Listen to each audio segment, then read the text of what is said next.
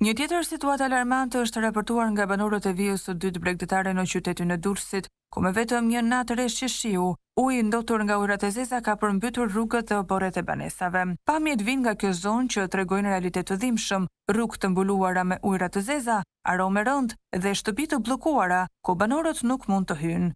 Situata, sipas denoncimeve të qytetarëve, nuk është as pak e re. Ky problem përsëritet prej më shumë se 2 vitesh. Kemi bërë qindra kërkesa në bashki dhe institucionet përkatëse, por askush nuk e ka marrë seriozisht. Sa herë bie shi, mbushemi me ujëra të ndotura. Jemi të braktisur, shprehet një nga banorët që kërkon të mbetet anonim.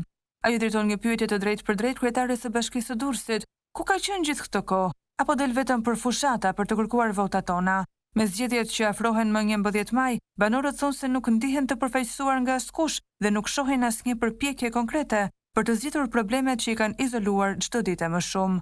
Turp, turp, turp. Ne kërkojmë vetëm të jetojmë me dinjitet, nuk duam premtime, duam zgjidhje, vazhdojnë qytetarët.